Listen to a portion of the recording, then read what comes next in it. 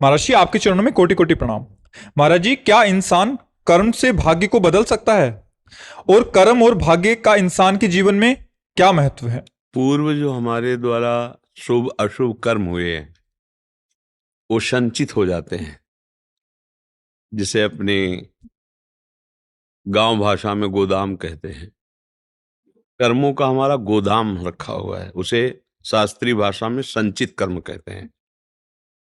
उससे कुछ कर्म निकाल के शुभ और अशुभ शरीर की रचना होती है। दोनों मिश्रित है, शुभ कर्म और अशुभ कर्म। अब उनके द्वारा रचित शरीर से हम चाहे अशुभ कर्म करें या शुभ करें, ये क्रियमाण होगा, इसका उससे कोई जुड़ाव नहीं है। आप शुभ कर्म करोगे और आपका अशुभ कर्म का परिणाम आ रहा तो आपको भारी दुख भोगना पड़ेगा शुभ कर्म करते हुए भी। आप अशुभ कर्म वर्तमान में कर रहे हैं, आपके शुभ कर्म का परिणाम आ रहा, बड़े सुखी दिखाई दोगे जितने समय तक वो शुभ रहेगा।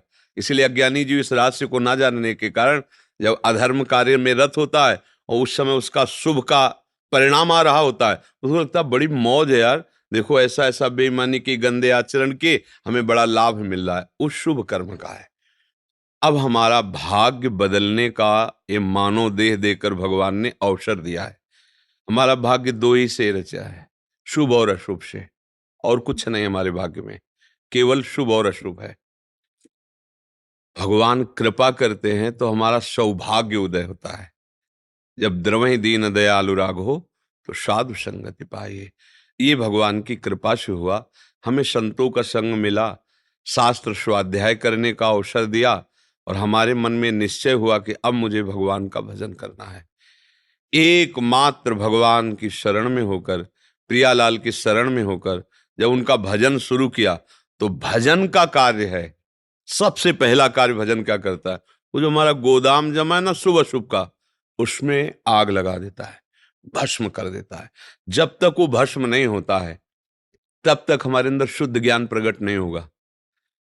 जहां हमारे अंदर शुद्ध ज्ञान प्रकट हुआ तो प्रारब्ध भोग हमारे लिए खिलवाड़ हो जाता है। जो शुभ अशुभ कर्मों का परिणाम है ना, वो शुभ में हर्षित नहीं होगा और अशुभ में शोकित नहीं होगा। अब वो आगे बढ़ पड़ा, अब उसका भाग्य बलवान होता चला जा रहा है, क्योंकि शुभ अशुभ से रहित होकर वो जीवन मुक्तता की तरफ बढ़ रहा है। तो बोले बड़े भाग पाई सत्संगा। भाग कब बड़े हुए? शुभ अशुभ से रहित होकर। कब? बिना प्रयास होई भव भंगा। अब संसार से मुक्त होने का अवसर आ गया। अब हमारा ये नवीन भाग्य बना जिसमें भगवत प्राप्ति लिख गया। ये शुभ अशुभ कर्मों से नहीं हुआ, एक कृपा से हुआ है।